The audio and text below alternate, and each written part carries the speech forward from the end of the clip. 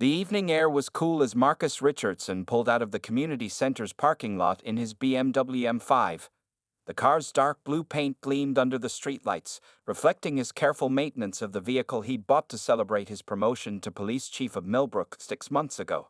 The community meeting had run longer than expected, discussing ways to improve relationships between law enforcement and local neighborhoods. Now, at 9:45 p.m., all Marcus wanted was to get home to his family. He drove carefully through the quiet streets of Millbrook's affluent Oak Hill district, maintaining perfect speed and signaling every turn. 20 years in law enforcement had taught him to always follow traffic rules to the letter, especially as a black man driving an expensive car. The BMW's leather seats were comfortable, and soft jazz played through the speakers. Marcus had changed out of his uniform after the meeting, wearing a simple black sweater and jeans. In his rearview mirror, Marcus noticed a patrol car that had been following him for the past few minutes. He didn't recognize it as one of the units from his precinct, but that wasn't unusual.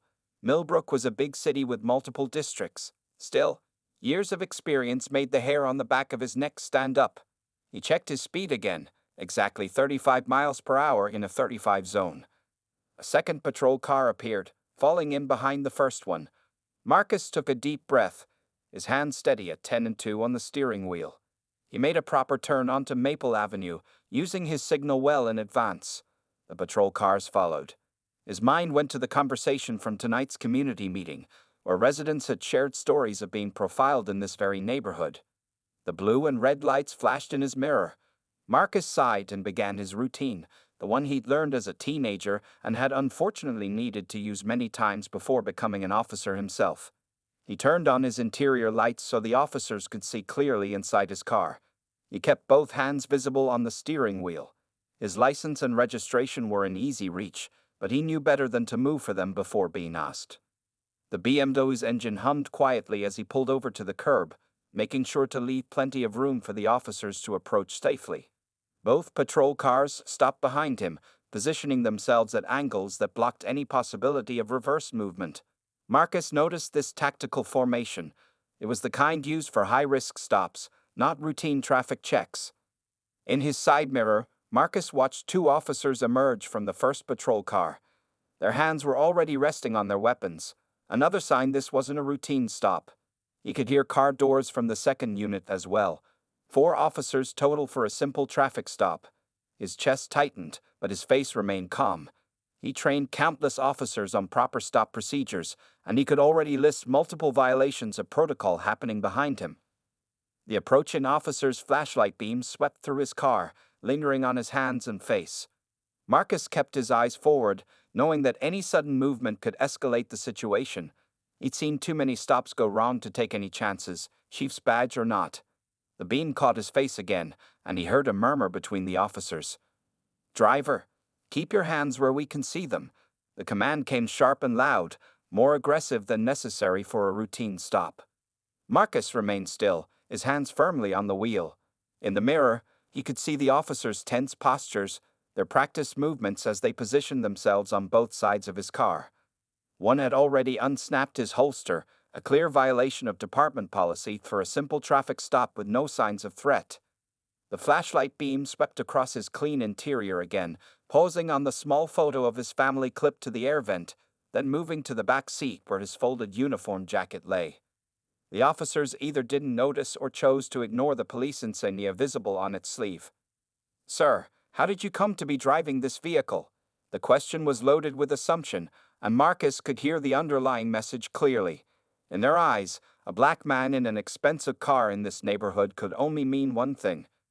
20 years of service, a chief's badge, and a Harvard degree hadn't changed that fundamental equation. Marcus kept his voice steady and professional, the same tone he'd used just hours ago while leading the community meeting. "Officers, I'm going to explain something to you. But first I need you to take your hand off your weapon. We're going to handle this professionally." The last word carried weight, the same way he'd say it in the station when correcting a junior officer's mistake. But tonight, he wasn't in uniform, and that made all the difference in the world. The officer's flashlight beam remained fixed on Marcus's face, creating harsh shadows across the BMW's leather interior. "Step out of the vehicle," the officer commanded, his voice carrying an edge that Marcus recognized from countless traffic stops, the tone of someone who had already decided guilt. "Officer," Marcus began calmly, his hands still visible on the steering wheel, "I'm going to reach for my identification very slowly." He kept his voice steady, professional, the same way he taught new recruits to handle tense situations. The irony wasn't lost on him. I said, "Step out." The second officer had moved closer, his hand now fully gripping his weapon. "We've had reports of a stolen vehicle matching this description." Marcus knew this was almost certainly a lie, a common tactic used to justify aggressive stops. As police chief, he'd been working to end such practices in his department. Marcus weighed his options. As chief, he could end this immediately by reaching for his badge. But as an officer who'd spent years working to reform the system, he knew this moment could serve a greater purpose. Sometimes, the best lessons came from the hardest experiences. "I'm going to open the door slowly," Marcus announced, his voice carrying the authority of someone who'd spent decades in law enforcement. "My seatbelt is on, and I'm going to unfasten it first." Each movement was deliberate, telegraphed in advance, a survival skill he'd learned long before he'd ever worn a badge. The door opened with a soft click. The cool night air rushed in, carrying with it the smell of wet asphalt and the sound of approaching sirens. More backup was coming, exactly what Marcus had been trying to prevent with his careful compliance. He stepped out slowly, his movements measured and precise. "Hands where we can see them," the first officer barked, unnecessarily since Marcus's hands had been visible the entire time. "Face the vehicle and place your hands on the hood." Marcus complied, feeling the warm metal of his BMW's hood beneath his palms. Behind him, he could hear more patrol cars arriving, their lights painting the quiet street in alternating red and blue. What should have been a simple traffic stop, if it should have happened at all, was rapidly turning into a circus. "Listen carefully," Marcus tried again, keeping his voice level despite the growing tension. "In my back pocket, you'll find my identification, including my police chief's badge. I'm going to let you retrieve it." He felt the officers exchange glances behind him, their uncertainty finally creeping into their aggressive facade. Instead of reaching for his ID, the first officer keyed his radio. "Dispatch, we've got a possible 10 to 31 claiming to be law enforcement. Request immediate supervisor presence at scene." A car theft call, Marcus noted mentally, adding it to the growing list of procedural violations he was witnessing. The sound of more car doors slamming echoed through the neighborhood.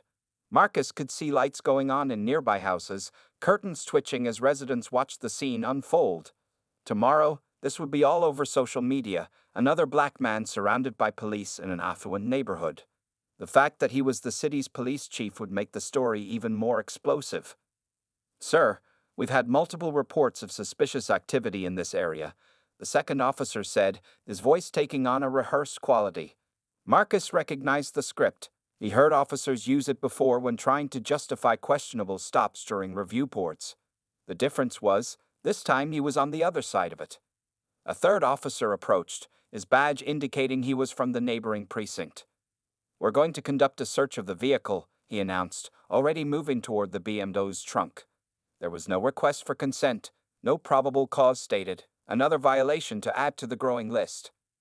"Officers," Marcus said firmly, still facing his car, "you are currently violating at least 6 departmental procedures. I'm giving you one more opportunity to check my identification before this situation becomes much more serious than it already is." His words finally seemed to create a moment of hesitation. The officers behind him shifted uncomfortably, perhaps finally registering the confidence and authority in his voice. But before anyone could reach for his ID, another patrol car pulled up, its spotlight sweeping across the scene. Through the reflection in his car's window, Marcus could see a familiar figure step out, Sergeant James Wilson, a veteran officer who'd been at the command meeting just that morning. The moment of truth was about to arrive, and with it, a powerful lesson about assumptions, authority, and the deep-rooted issues that even a police chief wasn't immune from. Before Sergeant Wilson could make his way to the scene, the officers had already begun their illegal search of Marcus's BMW. The sound of car doors being yanked open and glove compartments being roughly handled made Marcus see. "Check under the seats," one officer called out, his voice carrying a hint of frustration at finding nothing suspicious. "These guys always hide something." The casual racism in the comment hung in the air, and Marcus made a mental note. Another item for the inevitable discussion would follow this incident. The officer's flashlight beams swept through the car's interior, catching on Marcus's folded uniform in the back seat again. One officer grabbed it roughly, then paused as he finally noticed the chief's insignia on the sleeve. His hesitation lasted only a moment before he tossed it aside, unwilling to let evidence counter his assumptions. "Sir, where did you get this uniform?" the officer demanded, his tone suggesting he'd found proof of wrongdoing rather than a clue to Marcus's identity. Impersonating an officer is a serious offense. Marcus kept his voice steady, though his patience was wearing thin. "If you check my identification as I've requested multiple times, you have your answer." He could hear more car doors closing as curious officers from other precincts arrived, drawn by the radio chatter about a possible police impersonator in an expensive car. The search continued, becoming more aggressive as the officers' frustration grew. One of them popped the trunk without permission, rifling through Marcus's gym bag and the emergency kit he kept meticulously organized. The sound of items being tossed aside made his jaw clench. "Hey, what's this?" An officer emerged from the car holding Marcus's briefcase from the community meeting. Before Marcus could protest, the officer had already flipped it open, sending papers scattering across the damp street. Meeting notes about police reform and community relations floated in the gentle breeze, an ironic testament to how much work still needed to be done. Through the reflection in his car's window, Marcus saw Sergeant Wilson finally pushing through the growing crowd of officers. The sergeant's face went from curiosity to shock as he recognized the man being held against the BMW. "Oh my God," Wilson's voice cut through the noise. "Stop. Everyone stop right now." But before Wilson could reach them, one of the searching officers emerged from the BMW's passenger side, holding up Marcus's spare badge case triumphantly. "Got something here. This guy's got a police chief's badge. Must have stolen it." "That's because he is the police chief, you idiot." Wilson's voice boomed across the scene. The effect was immediate. Flashlights lowered. Hands dropped from weapons. The officer holding the badge nearly dropped it. The first officer who had stopped Marcus took a quick step back, his face straining of color as realization hit him. "Chief Richardson. But we thought—" Marcus finally turned around slowly, his movements deliberate and controlled despite the anger and frustration coursing through him. He kept his hands visible, old habits died hard, and he knew some officers might still react badly out of panic. "Yes, Officer Martinez," Marcus said, reading the nameplate of the officer who'd initiated the stop. "You thought, or rather, you didn't think. You saw a black man in an expensive car and made assumptions that led you to violate at least 15 departmental procedures I'd counted so far." The silence that fell over the scene was absolute. Even the distant traffic seemed muted. Officers who had arrived later began to edge back toward their patrol cars, suddenly eager to be elsewhere. The officers who had conducted the search stood frozen, their flashlights still pointed at the ground where Marcus's papers lay scattered. "Sergeant Wilson," Marcus called out, his voice carrying the full weight of his authority now. "I want every officer present to stay exactly where they are. Call in internal affairs. We're going to document everything that happened here, every violated procedure, every assumption made, every piece of damage to my vehicle." He looked at each officer in turn, noting their names and badge numbers with the careful attention to detail that had helped him rise to his position. "This stops tonight," he continued, his voice level but intense. "What you've done here, this is exactly what our community has been telling us about. And now you're going to learn from it, every single one of you." The soft crackle of radio traffic and the continued flashing of red and blue lights created a surreal backdrop as Marcus began to pick up his scattered papers. No one moved to help him. They stood rooted in place, watching their chief gather documents about police reform from the wet street, the reality of their actions sinking in with each paper he collected. Sergeant Wilson stood next to Marcus, helping him collect the last of his scattered papers from the wet pavement. The night air had grown colder, and the gathering of police officers had fallen into an uncomfortable silence broken only by the quiet crackle of radio traffic and the hum of idling engines. "I sat across from most of you at this morning's command meeting," Marcus said, his voice carrying across the scene as he straightened the stack of papers. "We discussed racial profiling and proper stop procedures for over an hour." He paused, letting the irony sink in. Now, it seems we're going to have a practical demonstration of exactly why those procedures matter. Officer Martinez, who had initiated the stop, looked like he wanted the ground to swallow him whole. His partner had taken several steps back, as if distance could somehow erase his participation in what had just occurred. The officer who had tossed Marcus's uniform aside stood frozen, still holding the chief's spare badge case like it might burn him. Chief Richardson, Martinez finally spoke, his voice barely above a whisper. "I can explain." "Oh, you will explain." Marcus cut him off, his tone professional but firm.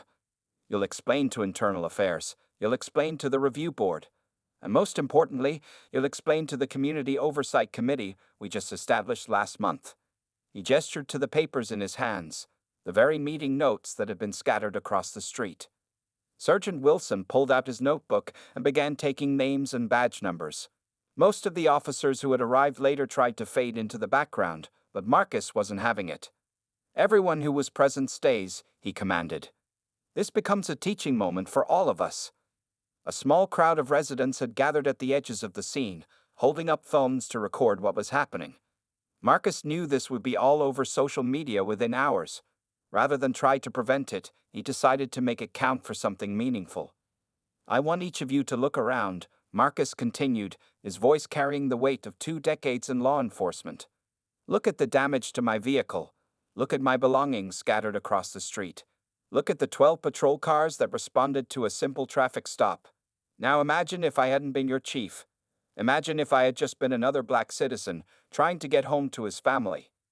The BMW's interior lights still glowed, highlighting the disarray left by the illegal search. The leather seats had been scratched by equipment belts, the carefully organized glove compartment hung open with its contents spilled across the passenger seat, and Marcus's uniform lay crumpled in the back. One of the younger officers, probably fresh from the academy, raised his hand tentatively. "Chief, we had reports of a stolen vehicle." "No, you didn't," Sergeant Wilson interrupted, checking his radio log. "There were no reports of stolen vehicles in this area tonight. Not one." The young officer's face fell as he realized they'd been caught in another lie.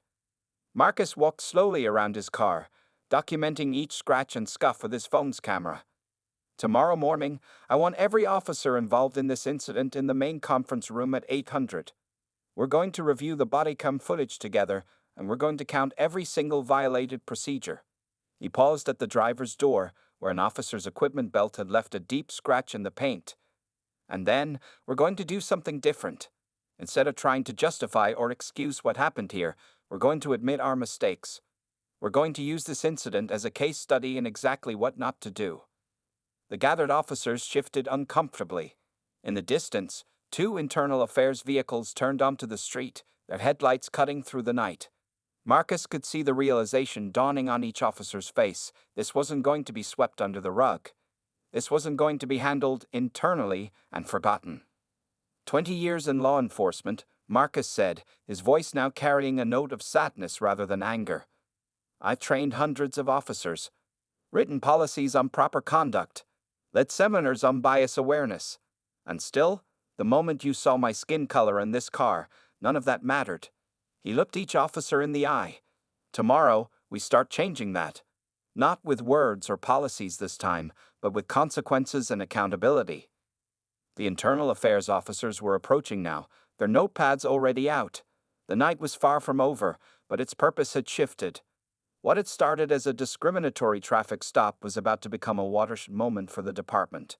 A real-world lesson that none of these officers would ever forget. The next morning, Marcus sat in his office at police headquarters, reviewing the body cam footage from the previous night.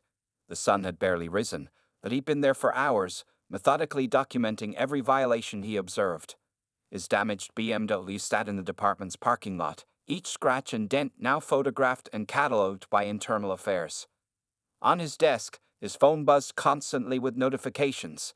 The incident had gone viral overnight, just as he'd expected.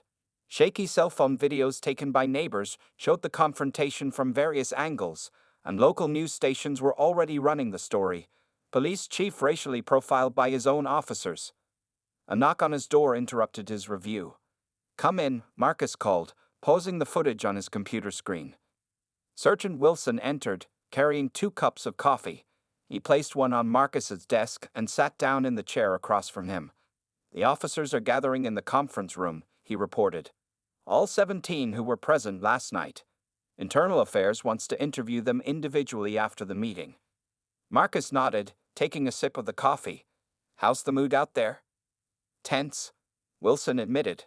"Officer Martinez tried to submit his resignation this morning. I told him to wait until after the meeting." He paused, choosing his next words carefully. "Some of them are scared, Chief. They know they messed up badly." "Good," Marcus said firmly. "They should be scared. But not of losing their jobs.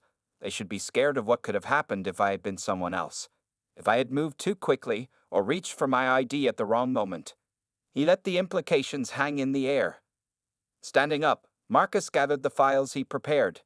Each one contained screenshots from the bodycam footage, radio transcripts, and a detailed timeline of events.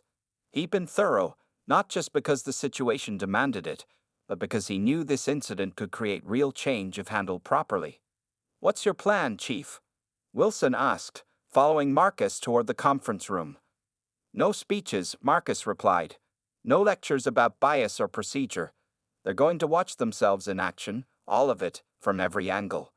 Sometimes the best teaching tool is a mirror." They reached the conference room door.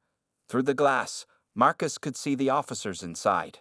Some sat rigidly in their chairs, while others stared at the table, avoiding eye contact with their colleagues. The easy camaraderie usually present among officers was notably absent. As Marcus entered, every officer immediately stood at attention. He waved them back to their seats and walked to the front of the room. The large screen behind him showed a still frame from last night, his BMW surrounded by patrol cars, their lights painting the scene in red and blue. "Before we begin," Marcus said, his voice calm but authoritative, "I want to make something clear. This meeting isn't about punishment. It's about growth." He pressed a button on the remote, and the video began to play. The room fell silent as they watched the events unfold from the beginning. Marcus had synced footage from multiple bodycams to show different perspectives simultaneously. He stopped the playback at key moments, asking officers to identify procedural violations they observed. Officer Martinez, sitting in the front row, visibly flinched when his voice came through the speakers. "These guys always hide something." Other officers shifted uncomfortably in their seats as their own biased assumptions played out on screen. "This isn't just about last night," Marcus continued, pausing the footage again. "This is about every traffic stop, every interaction, every time we let assumptions override training." He looked around the room, meeting each officer's gaze.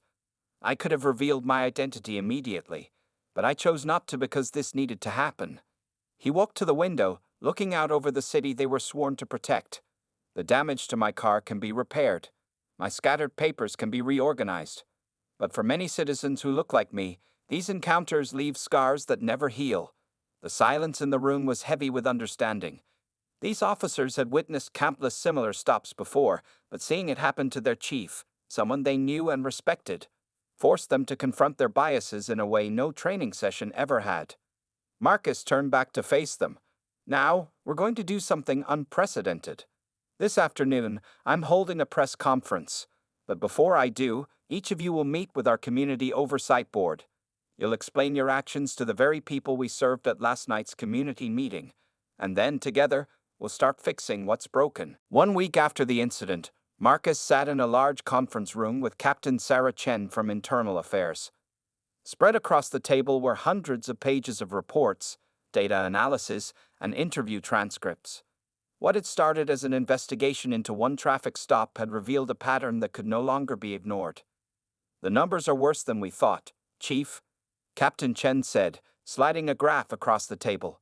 "In the past year alone, traffic stops have blacked." Marcus studied the data, his expression grave.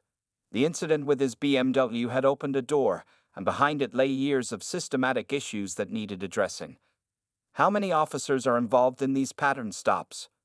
"We've identified 3 main shifts responsible for 70% of the questionable stops," Chen replied, pulling out another report. "Primarily evening and night shifts in the Oak Hill and Riverside districts. Officer Martinez's unit shows up frequently in the data." The investigation had grown beyond just that one night. Marcus had authorized Chen's team to review 5 years of traffic stop data, body camera footage, and civilian complaints. The results painted a picture that couldn't be explained away by coincidence or individual bias. There's something else? Chen continued, pulling out a thick folder. We found evidence of informal quotas being pushed by some shift supervisors. Officers were being pressured to make more stops in certain neighborhoods, with the explanation of maintaining property values and keeping undesirable elements out. Marcus stood up and walked to the window, looking out over the city. The same streets where he'd been stopped were visible from here, peaceful in the afternoon sun. How many officers have come forward since the incident? 12. Chen answered, checking her notes. Most of them junior officers. They're talking about pressure from superiors to target specific areas and demographics. Some have provided text messages and emails as evidence. The investigation had created a ripple effect through the department. After the bodycam footage of Marcus's stop had been shown in that first morning meeting, officers had begun coming forward. Some wanted to report similar incidents they'd witnessed. Others wanted to confess their own participation in biased policing. What about Lieutenant Hayes? Marcus asked, referring to the supervisor who oversaw the evening shifts in Oak Hill. Chen's expression hardened. His name keeps coming up in the interviews. Officers say he would regularly make comments about knowing who belongs in certain neighborhoods. We pulled his performance reviews. He's been moving officers who question his methods to less desirable shifts. Marcus returned to his seat, picking up another report. This one detailed the financial costs of biased policing. Lawsuits settled quietly, overtime paid for unnecessary patrols, resources wasted on baseless stops and searches. The numbers were staggering. The Community Oversight Board wants to review our findings next week, Marcus said, organizing the papers into neat piles. I want everything ready. Every statistic, every pattern, every piece of evidence. No more hiding uncomfortable truths. Captain Chen nodded, but looked concerned. Chief, some of these findings implicate senior officers, people with 20-plus years on the force. This could get ugly. It's already ugly, Marcus replied firmly. It was ugly the night I was stopped. It was ugly every time an innocent person was profiled in this city. The only difference is now we have the evidence to prove it. He stood up again, this time walking to the large department organization chart on the wall. Several positions were marked with yellow sticky notes. Officers under investigation. The pattern was clear. The problem wasn't just with street-level officers, but with supervisors who encouraged or ignored discriminatory practices. Schedule interviews with every shift supervisor, Marcus instructed. I want to know who knew what, and for how long. And get me the union rep's number. They need to be prepared for what's coming. Captain Chen gathered her files, understanding the magnitude of what they were undertaking. This wasn't just about disciplining a few officers anymore. This was about dismantling a system that had allowed discrimination to flourish under the cover of professional discretion and proactive policing. As she reached the door, Marcus called out, Sarah, make sure every officer knows my door is open. Anyone who wants to come forward, anyone who wants to be part of the solution rather than part of the problem. I want to hear from them. The setting sun cast long shadows across the conference room as Marcus reviewed more files. His BMW was still in the shop being repaired, but the real damage and the real repairs were happening right here, one page, one interview, one revelation at a time. 2 months after the BMW incident, Marcus stood at the podium in the department's press room. Camera flashes lit up the space as he prepared to announce the results of the internal investigation and the sweeping changes that would follow. Behind him stood Captain Chen, Sergeant Wilson, and members of the Community Oversight Board. Good morning, Marcus began, his voice steady and clear. 2 months ago, I was wrongfully stopped and had my vehicle searched by officers from this department. Today, I'm here to share not just the findings of our investigation, but the actions we're taking to ensure this never happens again. He opened a blue folder containing the final report. The room fell silent as reporters leaned forward, pens ready. This wasn't just another press conference. This was the moment many in the community had been waiting for. Lieutenant Hayes and 3 shift supervisors have been terminated, Marcus announced, his words causing a stir in the room. 7 officers have been suspended without pay, and 15 others will undergo mandatory retraining. But more importantly, we're implementing structural changes that will reshape how this department operates. Marcus gestured to Mrs. Thompson, the head of the Community Oversight Board, to join him at the podium. She was a respected civil rights attorney who had been fighting for police reform for decades. Her presence sent a clear message about the department's new direction. Every traffic stop will now be reviewed weekly by a joint team of department supervisors and community board members, Marcus continued. Body cameras must be activated before officers leave their vehicles, not after. Any pattern of discriminatory stops will trigger an immediate investigation. He paused, letting the information sink in. In the front row, Officer Martinez sat in civilian clothes, listening intently. After coming forward with additional information about systemic problems, he had chosen to stay on the force and become part of the solution. We're also implementing a new training program, Mrs. Thompson added, stepping up to the microphone. Officers will spend time in the communities they serve, not just patrolling them. They'll attend community meetings, coach youth sports teams, and participate in neighborhood events, out of uniform. Marcus nodded, then continued with the most controversial announcement. Starting next month, officer performance evaluations will no longer include the number of stops or arrests made. Instead, they'll be evaluated on community engagement, problem-solving, and their ability to de-escalate situations. A reporter raised his hand. Chief Richardson, the police union has expressed concerns about these changes. How do you respond? Change is always met with resistance, Marcus replied firmly. But let me be clear, this isn't about making policing softer or less effective. It's about making it more just, more transparent, and more accountable. He pulled out a photograph from the folder, his BMW the night of the stop, surrounded by patrol cars. This image represents everything wrong with biased policing, but what happened that night also shows us the way forward. Officers who participated have come forward. They've acknowledged their mistakes. They're helping us identify and correct systemic problems. Captain Chen stepped forward with another set of documents. We've created a public database tracking every stop, search, and use of force incident. Citizens can review the data, file complaints online, and track the status of investigations. No more hidden patterns. No more buried complaints. The reporters scribbled frantically as Marcus outlined more changes. New hiring practices that emphasized community connection over military experience, psychological evaluations every 6 months, and partnerships with civil rights organizations for ongoing training. Some will say these changes go too far, Marcus concluded. Others will say they don't go far enough, but ask yourself this, if I hadn't been the chief that night, if I had just been another black man in an expensive car, would we even know about any of this? He closed his folder and looked directly into the cameras. To the officers who stopped me that night, thank you. Your actions, though wrong, opened a door we needed to walk through. To the officers who came forward after, thank you for your courage. And to our community, thank you for your patience as we work to rebuild trust. As the press conference ended, Marcus could see his repaired BMW through the window, now parked in its usual spot. The scratches had been fixed, but he'd kept photographs of the damage. They would hang in the training room, a constant reminder of why these changes mattered. The real work was just beginning, but for the first time in years, the path forward was clear.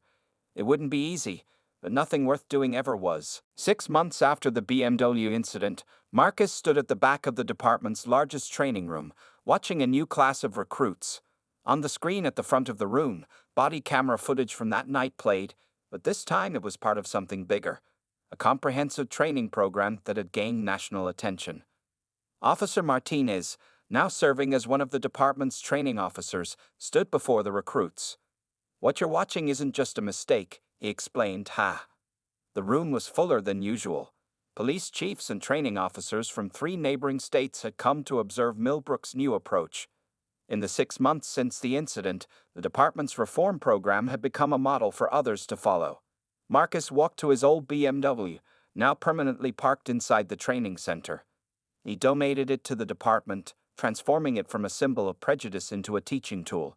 Recruits could walk around it, seeing the exact spots where officers have violated procedures, marked with small numbered plaques explaining each mistake and its correction.